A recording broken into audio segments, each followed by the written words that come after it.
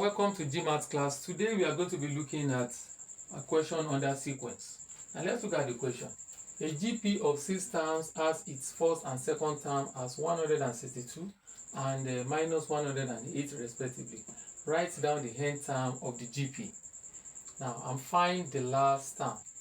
Now to do this, we are giving the first term A to be 162, the second term to be minus 108.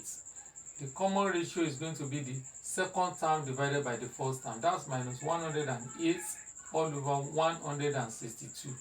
And that gives you minus 2 over 3.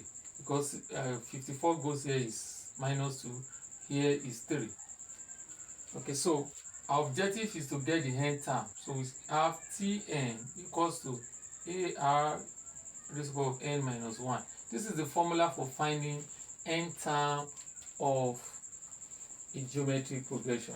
So in this case now, our n is n because we are looking for n term. So Tn equals to, the first term is what? That's 162 times r, that's minus 2 over 3 raised to the power of n minus 1. So I'll be applying law of indices now to split this. You see, if we have x raised to the power of n minus m, it's going to give us x raised to the power of n divided by x raised to the power of n. And that's what I'm going to be applying here. That's law of indices. So we have 162 times minus 2 over 3 raised to the power of n divided by minus 2 over 3 raised to the power of 1.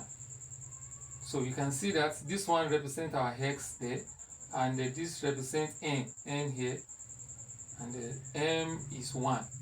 So Tn will be 162 times 3 over minus 2 times minus 2 over 3 raised to the power of n. Okay, so you can see that this denominator have moved up and the numerator comes down. When you are dividing and you turn it to multiplication, you have to change the position of numerator and denominator. So 2 goes here, 1, 2 goes here is 81. So that means Tn will be minus 81 times 3, minus 81 times 3 times minus 2 over 3 raised to the power of n.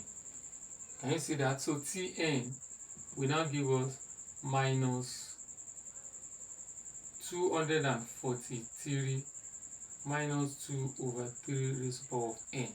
So this is the nth term of the geometric progression. Now, the next thing is to find the last term. The last term is the same thing as your Tn.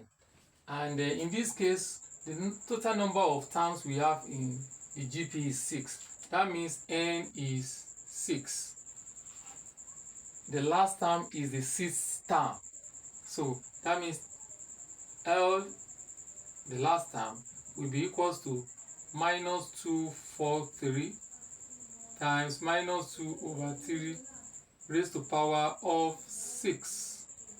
Okay, and that gives you minus 243. Now let's simplify this one. This is minus 2 times minus 2. When you multiply it in 6 places, it's going to give you 64 plus 64 all over. So I'm going to express this one so that it's going to look like this. So it's going to be 81 times 3. 81 times 3, because this one is already having 4 3. 3 times 3, 9. 9 times 3, 27. 27 times 3, 81. So, and we have this times 3. So that gives us what we have here. It's 3 raised to the power of 6. So this one has 4 3's. So we have remaining 3 here. So 81 goes here 1.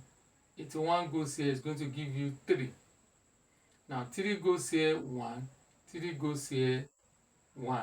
So we are left with minus 64 over 3.